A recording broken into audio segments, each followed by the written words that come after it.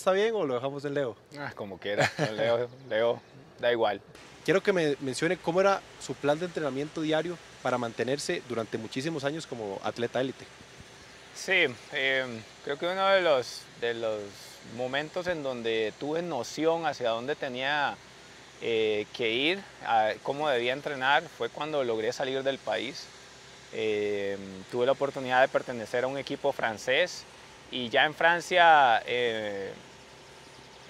pude explorar de cómo se entrenaban los rivales que estaban en Copas del Mundo, los próximos rivales que intentarían clasificarse a una Olimpiada.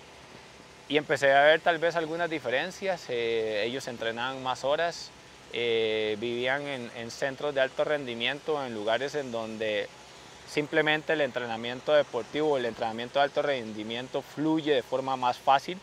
Tienen plataformas y tienen equipos alrededor que les facilitan la recuperación, la alimentación, la mecánica y demás.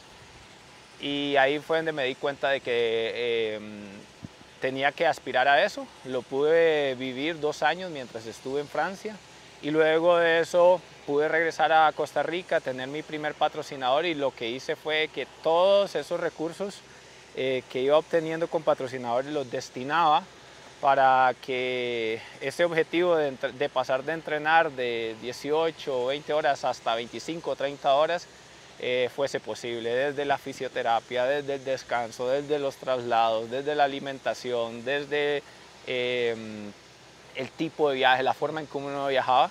Entonces me empecé a acercar a eso y básicamente era entrenar 3 veces diarias y entre sesiones de entrenamiento el objetivo era descansar o alimentarse bien. Hablando de esos momentos de atleta de alto rendimiento, porque al final se convierte en tu trabajo. Tu trabajo en ese momento, o mi trabajo en ese momento era darle el retorno que mis patrocinadores esperaban y era la clasificación olímpica, que se dio gracias a Dios 2 veces, London 2012 y Río de Janeiro 2016, pero lo asumí como tal, que era mi trabajo y simplemente lo aceptaba 24/7.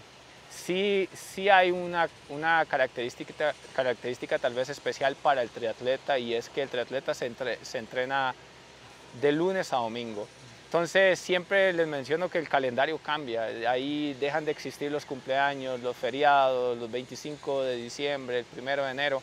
¿Por qué? Porque tienes que asumir de que un 25 de diciembre a las 6 de la mañana estás nadando un 5000 para salir a correr tus series por la tarde y al día siguiente igual. Y explico eso porque para que lo logres, tenés que expresarlo a tus seres queridos y al final eso termina haciendo pequeñito el círculo que te apoya. Quédate con este círculo porque es el que te va a entender, el que te va a apoyar y el que te va a ayudar a seguir adelante con ese sistema. Cuando logras aceptarlo y lo dejas de ver como un sacrificio, ahí diste un paso muy grande, el cual creo que fue una de las grandes enseñanzas en esa primera etapa que viví en el exterior. Lo asumí muy rápido y me ayudó mucho para poder vivir en el alto rendimiento mucho tiempo. Por ejemplo, un día acá en Costa Rica, y digo Costa Rica, porque lo mismo se podía hacer en Francia o en otros lugares allá en Europa cuando lográbamos estar en centros de alto rendimiento, pero allá el día se extiende un poquito más. Pero en Costa Rica te amanece a las 6 y ya te está oscureciendo a 5:45. Y eso reduce los horarios de las instalaciones que a veces necesitas usar. Entonces, un día específico, tal vez un día de doble umbral, que ya empezábamos a utilizarlo cuando íbamos para Río de Janeiro, era levantarse a las 4:55, desayunar bien. Recuerdo estar ya como a las 5:50, 6 de la mañana en la pista del Polideportivo de Tres Ríos, hacer una sesión de pista, la típica y la más dura que nosotros buscábamos eran los 6 2000 o los 30 o 40 por 200.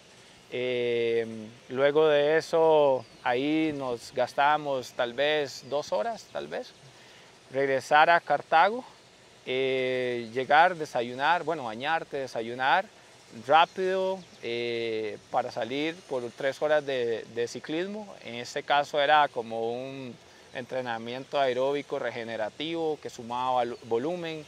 Ibas terminando por ahí del mediodía, almorzar, buscar una siesta, buscar tal vez una descarga para estar a las 4 o 5 de la tarde para una sesión de 2 horas de un 5.000 o 6.000 en natación.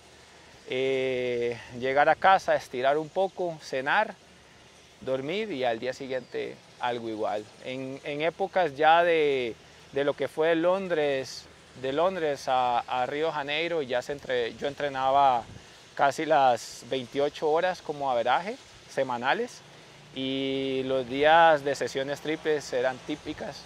Entonces sí, era vivir entrenando. Lo primero fue que el triatlón, tanto en ese tiempo como hoy en día, sigue evolucionando. La gente se ponen más rápidos, ahora corren más rápido, nadan más rápido, hay mucho más tecnología, las bicicletas suman, las tenis suman. Entonces lo mismo sucedía en ese tiempo. Y entonces de un proceso olímpico a otro proceso olímpico yo me di cuenta que si quería clasificar por segunda vez, tenía que hacer cosas diferentes, tenía que sumar horas, tenía que hacer lo que veía que estaban haciendo los demás a mi forma y con lo que tenía y con mis recursos. Entonces empecé a optimizar las sesiones de entrenamiento, empecé a optimizar los momentos de entrenamiento y uno de los grandes cambios fue también llegar a convencer con resultados a mis patrocinadores, porque el triatleta tiene la característica específica que si quiere clasificar a una olimpiada no clasifica tal vez por una marca, no va y hace una marca y ya si hiciste el tiempo clasificás, no. Tenés 2 años para demostrar de que puedes estar en la élite mundial para ser aceptados en los eventos que te dan las puntuaciones. Y una vez que empieza ese ciclo de puntuación, que son los 2 últimos años, tienes que demostrar que estás entre los mejores 55 del orbe. Así de sencillo. Eso significaba para un atleta promedio de rendimiento, como tal vez lo era yo, era competir unas 12 a 14 veces en el año. Tal vez que el 25% de esos eventos no te salían como en la puntuación que necesitabas. Y entonces todo eso sumaba dinero. Las temporadas para Leo Chacón en ese momento sumaban alrededor de $70,000, $80,000 cada año y había que convencer a los patrocinadores. Si lo queremos hacer bien y queremos ser competitivos contra las potencias mundiales, que al final están entre esos mejores 55 del orbe, al menos necesitamos viajar como ellos viajan. No podíamos estar haciendo viajes intermitentes entre continentes, sino es que si ibas a un continente por lo menos quedarte 3 carreras puntuables todas. Pero gracias a Dios tuve patrocinadores que lo entendieron muy bien de momento. Y sí, es una inversión muy alta, es una inversión que por año, como te digo, bajo $60,000, con más competencias $80,000 por año. Y eso que siendo patrocinado tal vez con las bicicletas, otras cosas que conseguías de otras formas, pero no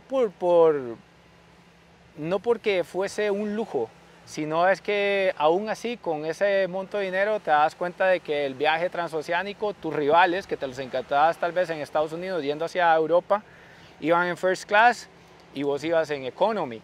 Tal vez suena, pero es que no es necesario, no, al final cada hora de descanso, cada minuto de descanso, te marcan los segundos de diferencia que te puede quitar 200 puntos, 300 puntos, porque tal vez en 30 segundos entrábamos 30 personas. Entonces, todos esos descansos, todos esos traslados, comer mejor, estar en el hotel, aunque era más caro, pero más cercano, todo empieza a jugar. Y si pretendes estar con los de alto rendimiento y te entrenas bien con ellos, también tienes que empezar a emular esas cosas y eso a veces es solo con inversión. Precisamente en ese punto 2012, que logra esa clasificación, luego ya me mencionas del fallido caso en el 2008, en el momento de la caída, incluso reseñando un poco, te tomó 5 años, según lo que había leído, volver a ver ese momento. Sí. ¿Qué aprendizaje de esa caída, de ese momento? Porque, ya lo mencionas, fue un recorrido muy largo, de mucho trabajo, Sí. y que en un segundo, de cierta forma, se deja un poco botado todo ese camino. fue un momento durísimo, tanto en el momento de la caída, porque estaba saliendo la carrera perfecta, según lo que habíamos planificado para ese evento. Éramos bastante conscientes de lo que podíamos aspirar. Ese día el top 20 hubiese sido fenomenal. Y estaba saliendo la carrera perfecta porque habíamos salido en la fuga. Y bueno, después viene la caída, fue todo traumático durante la caída porque yo quedo con los aros tocados, doblados, tengo que abrir los frenos, quedo sin frenos para poder seguir y que no se frenara la bicicleta, pero también tenía que ir detrás del grupo con el que quedé, porque si yo entraba en una curva muy rápido no podía frenar, no botar a alguien, si el juez me veía me sacaba de carrera, la manivela iba quebrada, tenía que agarrar el caucho. Entonces durante el evento fue, hay que tirar para adelante y cruzar la meta. Cuando cruzas la meta, puesto 48, ahí se te olvida que te caíste, simplemente te juzgas. Terminé 48, muy malo, ya con caída y todo.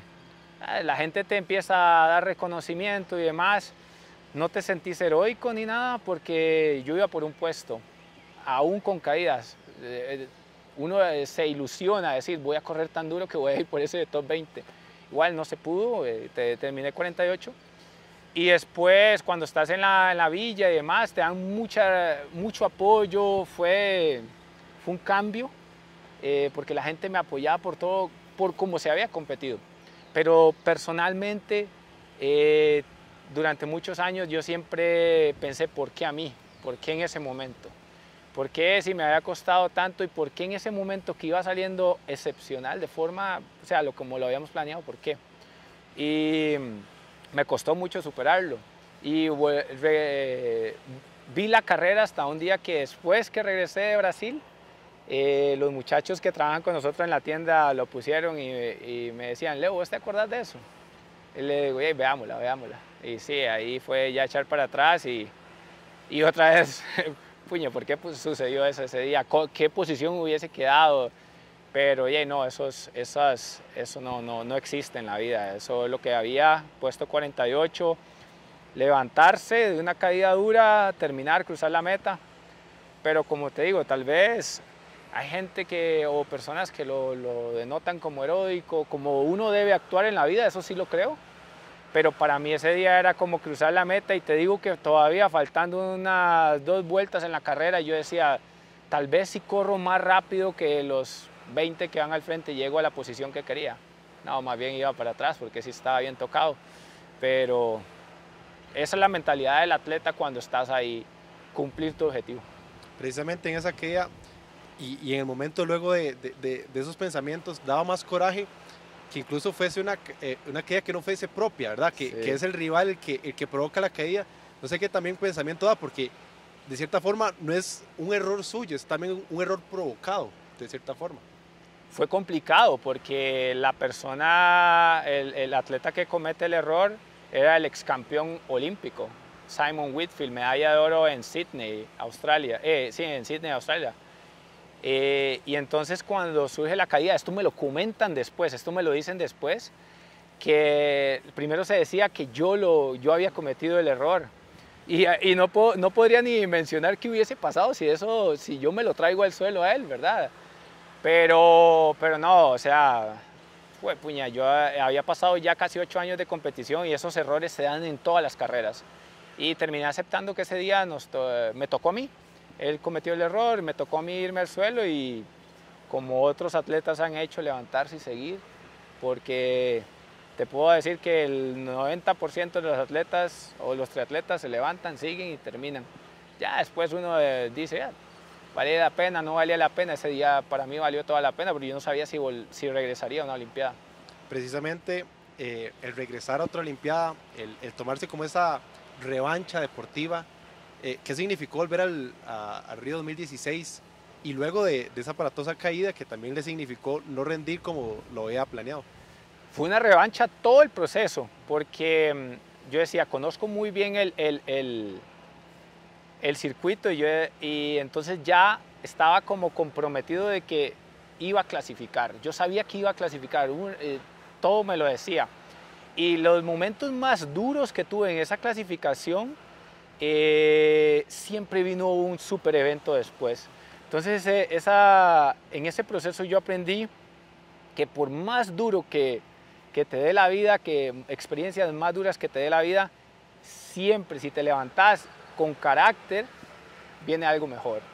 ¿Por qué te lo digo? Porque en el campeonato mundial del 2014, no, del 2015, que era en Toronto, llegaba con una forma espectacular. Ese día salgo en el first pack, no sé qué pasa, poco a poco me voy disminuyendo y ni siquiera puedo terminar la carrera. Me saca la gente de médicos, estaba hiperventilado. Ese día necesitaba puntuar al menos 200 puntos. No tenía en el calendario otra carrera más después de esa. Termino la carrera, mi entrenador de ese momento, Cliff English, me dice, bueno, levántate mañana, vas a hacer 8 miles. Me decís, pero andate, te vas a ir sin zona ni nada, pero vas a aplicar con todo. Termino, me dice, ¿cómo terminaron los miles? Salieron todos por debajo de 250. Me dice, bueno, vamos a Cozumel, porque ayer simplemente fue un día típico. La carrera en Cozumel era la semana siguiente, una Copa del Mundo. Ahí sí estábamos exigidos de hacer top 10. No había hecho un solo top 10 en el año, creo que solo uno. Y con un amigo que también estaba en la clasificación, vengo y le digo, Manny, vos sabes que mañana no nos sirve un 11, un 12, un 13, no nos sirve, es top 10. Me dice, sí, hacer, es lo único que nos sirve. Y venía de una carrera muy mala de Toronto yo. Y ese día me metí séptimo. Entonces, hay días malos, pero no por eso tenés que echar a perder toda tu preparación. Y el día que te volvés a enfrentar, tenés que hacerlo con carácter y sin miedo a nadie. ¿Ya? Creo que ese fue el gran aprendizaje para llegar a Río de Janeiro, que siempre sale el sol otra vez. Yo creo que los latinos nos llevamos bien con todo el mundo, ¿verdad? Y tal vez la necesidad, muchas veces me adoptaron esos grupos de alto rendimiento, de grupos que ya tenían mucho presupuesto y a veces me ayudaban para poder quedarme. Yo entrené hasta en el equipo de Javier Gómez Noya, en el equipo de Champion System cuando estaba en Estados Unidos. Pude estar en el campamento de Portugal con los hermanos Brownlee, porque ellos llegaban mucho a entrenar con Sergio Santos, que es un entrenador de mucho renombre en Portugal. Pude estar con el equipo japonés, pude competir con Jan Frodeno, con Daniel Unger. Pude estar con los de la vieja escuela, que era Bevan Doherty y Hunter Kemper. En diferentes campamentos yo llegaba y simplemente decía, me iba 15 días antes, revisaba en dónde era que ellos entrenaban y yo me aparecía y poco a poco me iban adoptando.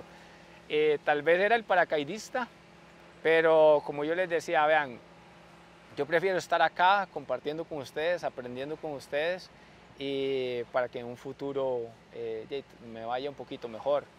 Y también eso dio pie a que muchos equipos vinieron a Costa Rica. Vino el equipo italiano profesional, vinieron los húngaros, muchos latinos, y empezaron a ver que en Costa Rica se podían lograr grandes cosas. Tenemos altura, tenemos un lugar increíble para entrenar, montañoso.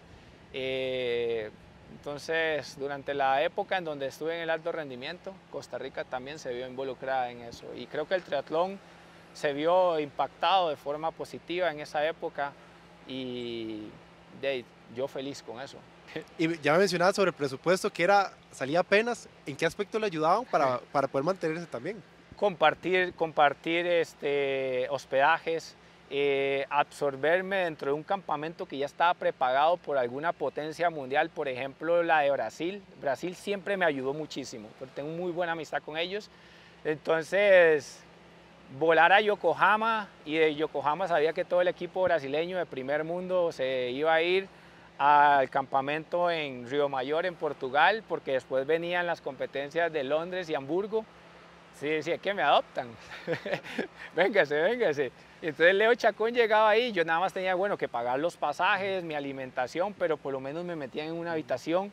Y lo más importante es que podía estar en la dinámica de ellos, de entrenamiento, de fisioterapia, recuperación, de las charlas con los psicólogos deportivos. Uno no puede viajar con un psicólogo deportivo, ahí en el centro de alto rendimiento lo tenían. Y vivir con ellos los traslados, todo eso costaba un montón, y y me adoptaban.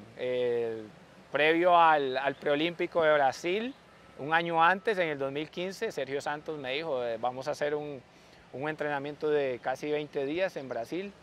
Y le digo, ¿qué? ¿Puedo irme? Me dice, venga, en una base militar estuvimos. Entonces, cosas que tal vez no se dicen, pero yo agradezco muchísimo porque ya era estar ahí con la crema. Y cuando vos estás con ellos, te metes en la dinámica, entrenás como ellos, vivís como ellos, te volvés un guerrero como ellos. Y ese es el alto rendimiento. Me hablabas de competir, sí, puedes hacer los entrenamientos más espectaculares del mundo, pero el día que te enfrentas al miedo, a saber de que mañana estás en la línea con los mejores 55 del mundo, a manejar la adrenalina, a que las mariposas del estómago no te apaguen, sino más bien que te ayuden a volar, ese día te das cuenta que competir es necesario.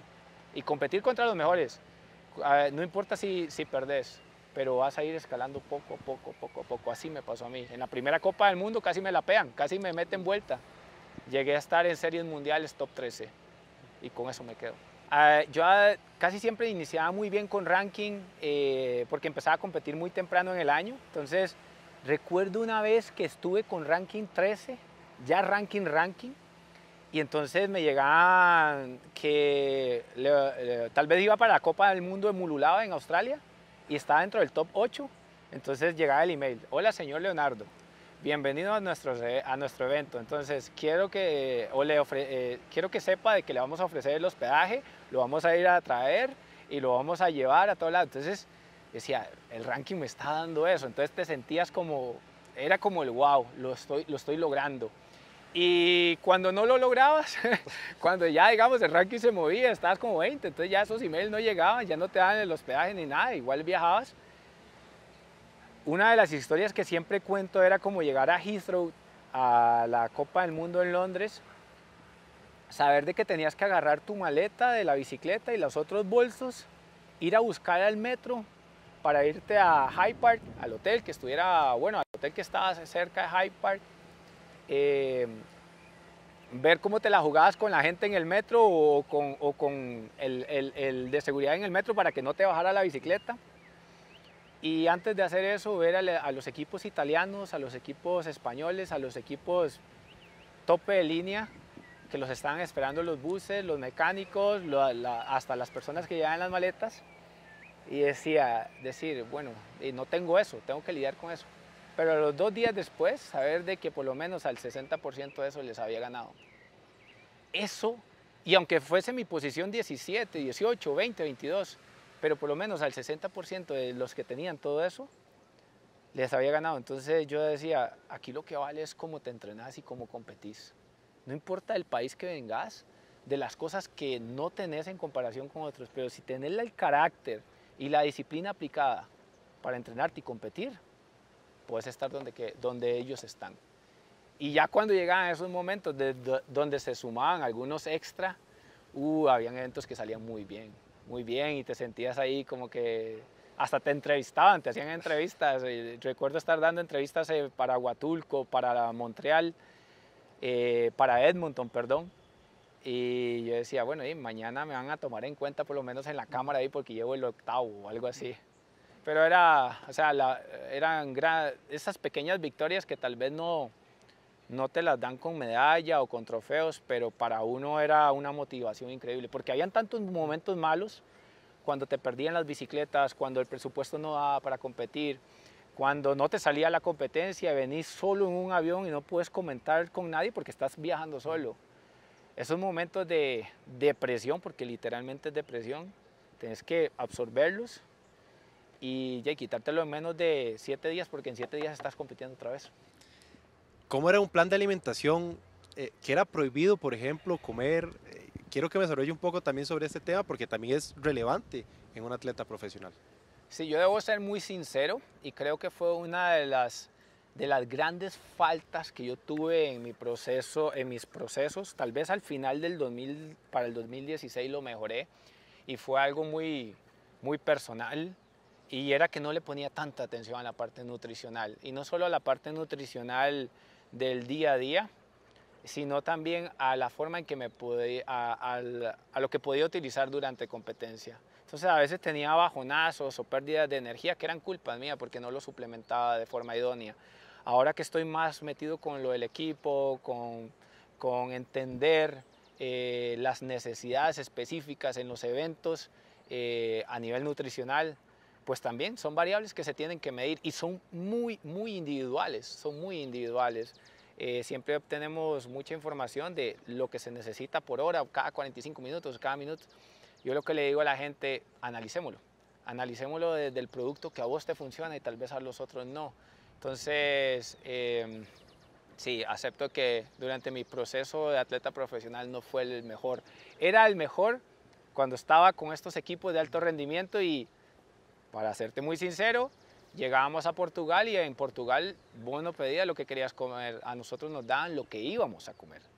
Nuestras necesidades nos daban el menú y ese menú estaba creado por Sergio Santos y entonces todo estaba medido, todo estaba planteado, hasta los escapes ahí para ir a comerse un dulcito estaban medidos, teníamos permiso, pero tal vez por eso después de que asistí a esos centros lo empecé a traer un poco más acá cuando estaba en Costa Rica. Me mencionas que tal vez no eras tan apegado a ese sentido, por desconocimiento Sí. o porque o también hay unos aspectos que a personas les cuesta, tal vez les cuesta manejar. Me menciona que es por desconocimiento en ese sentido. Creo que ambas, por desconocimiento y tal vez porque no tenía el compromiso necesario de seguir un plan de alimentación en casa en donde te tenés que cocinar y te tenés que preparar esto de esta forma y tener las porciones indicadas en el momento. Es tanto el estrés o el ajetreo por cumplir las sesiones, por cumplirlas al nivel que se necesita, que a veces llegaba a la casa destruido y lo que primero me encontraba me comía, o a veces ni lograba llegar a la casa, simplemente pasaba a un lugar a comer y ahí no puedes controlar las porciones, cómo se prepare y demás, pero es un aspecto que también el alto rendimiento, si querés ir un poco más allá, tenés que tenerlo. En esos campamentos, me mencionabas Portugal, les daban la comida. ¿Cómo era un caso específico de lo que le daban y cómo los medían básicamente? Te puedo decir así, un premio era una chuleta, era comerte una chuleta. Antes de eso, casi siempre el menú era el arroz, estaba el pan, estaban los vegetales preparados todos de forma idónea para que compensara el gasto calórico que habíamos tenido en el día. Casi siempre pescado, cocinado ahí en aluminio, ese pescado no sabía nada. Y por ahí que nos daban un juguito y luego hasta las meriendas. Pero por ejemplo a veces recuerdo que yo amaba los sábados porque el sábado en el almuerzo Sergio Santos nos sorprendía con una chuleta, no encebollada ni en aceite ni nada, una chuleta o un pedazo de carne.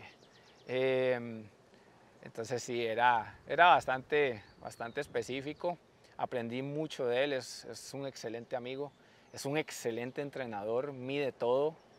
Y así como estuve con él, estuve con otros entrenadores, mi entrenador es Cliff English también.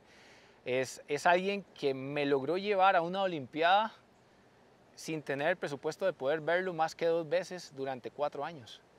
Y cuando alguien logra algo con un atleta de forma remota, a mí me parece alguien excepcional. Claro, estaba todo el compromiso, porque los dos sabíamos de que no nos iba a alcanzar el dinero para o estar yo en Arizona o que él se viniera acá. Entonces era mucho la comunicación y yo le decía a Cliff, usted póngame lo que yo tengo que hacer y yo lo cumpliré al 100%. Y él me llevó a la Olimpiada del 2016, y aquí con mucha ayuda de mis seres queridos, eso sí. En cuanto a las mediciones, no sé si lo llevabas también a tu parte, por ejemplo, peso. ¿Cuándo fue el momento, no sé si tú, un peso ideal y también porcentajes de grasa, que también son mediciones que se realizan en estos atletas profesionales? Tuve como 2 momentos, lo entendí un poco más en el 2016, lo entendí en los campamentos en donde ya me empezaban a medir y nos buscaban ese peso idóneo que vos estás diciendo. Recuerdo estar para el proceso del 2012, aspirábamos, o era la tendencia que entre más liviano iba mejor. Y entre más flaco, más raquítico, porcentajes de grasa más bajos, pues era mejor. Ya después entendí que tal vez no era lo mejor. ¿Por qué? Porque el circuito en cierto momento mejoró y yo decía, puña, no estoy dando los vatios que necesito, no tengo como la energía idónea para poder rendir a las 28 horas que necesito entrenar ahora. Y ahí empecé a ver, estuve un momento en 62 kilos con 5 o 6% de grasa, básicamente enfermizo para mí en ese momento, previo a Río de Janeiro, y ya después de que me empezaron a medir en estos campamentos, ya vimos de que podía estar un poco más pesado, podía llegar a los 66 kilos, rendía mejor, corría más rápido, metía más watts y me sentía más saludable. Entonces, es una de las recomendaciones que yo le puedo dar hoy en día. Busquen a la persona correcta, al profesional correcto para que lo lleve a ese punto en donde sabes que estás en la línea, en donde estás al lado de la salud.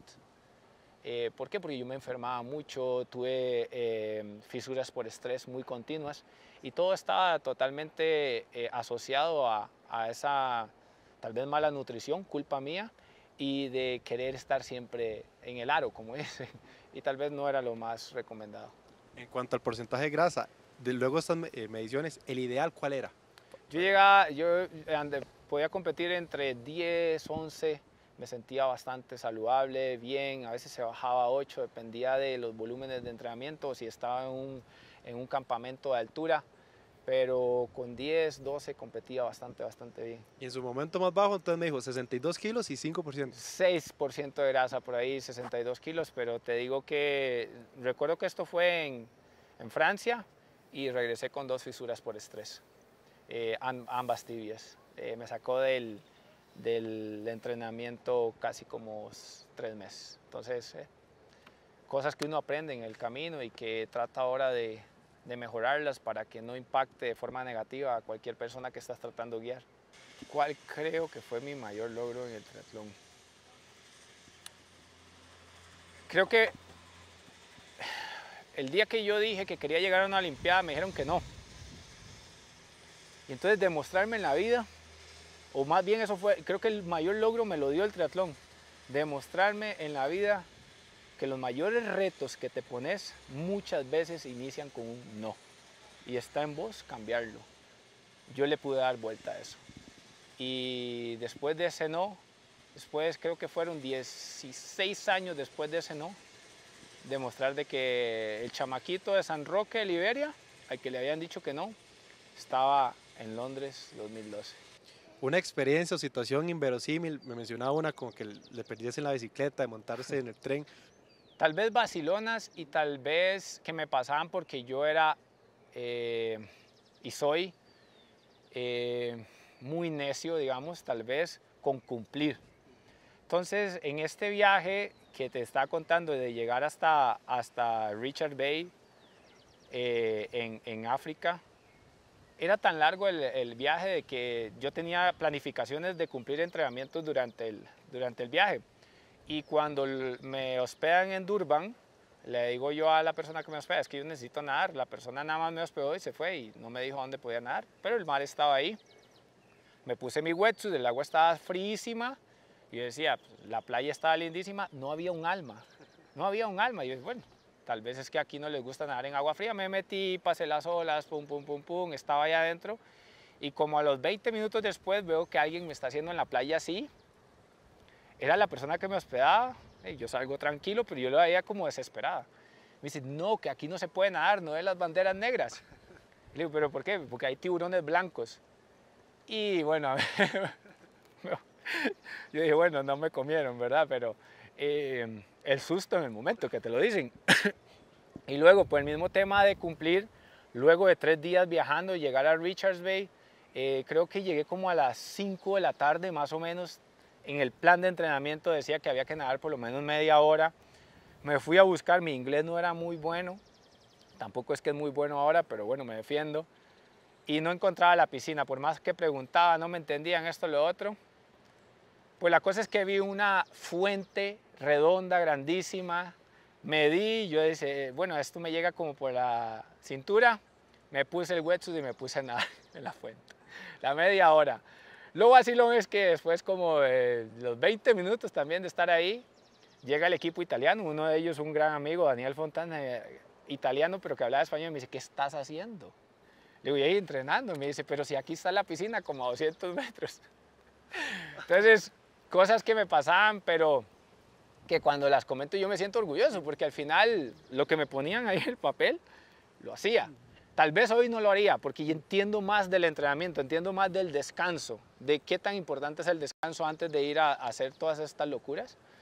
Pero esa y mil más que me pasaron, desde tener miedo a que en las épocas de que pasó las Torres Gemelas, desde que se bajaran un avión y estar entre dos personas que tenían barba y sin juzgar, pero uno en aquella parte mental yo decía, se van a traer el avión abajo, y me empecé a poner el wetsuit encima del avión, no sé por qué, porque yo decía que si ese avión caía al mar, yo iba a estar con el wetsuit y iba a flotar y no iba a tener frío.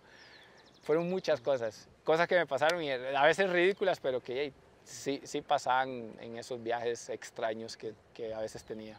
3 deportistas que admiro. Bueno, en admirar a alguien que para mí son mis héroes, mis amigos, mis padres. Ahí te doy 2. Y los 2 fueron deportistas, cada uno a su forma. Pero una figura que siempre admiré y que tuve la oportunidad de conocerlo fue Roger Federer. Y eso que ahí en la villa estaba Phelps, estaba Usain Bolt y demás. Pude jugar PlayStation con Kenisa Bekele y con su hermano Tariku Bekele. Nunca estaba jugando yo PlayStation después de haber competido en Londres. Había un game room y estaba yo con un compañero y pues llegaron ahí los hermanos Bekele. Yo creo que eso también es una de las grandes experiencias que tuve en la vida, y es que es el país sin visas. La Villa Olímpica es el país sin visas y sin extravagancias, todo el mundo es igual. Y llegar ahí, que te den el carnet, es un gran mérito, lo sentís como un gran mérito. Pero retornando a la figura de Roger Federer, me parece un profesional en todas las aristas, o sea, completo. Y todavía sigo su carrera, todavía sigo viendo cómo se involucra en la parte de los negocios, lo admiro muchísimo. Pero mis figuras reales de empuje, de héroes así, son mis padres.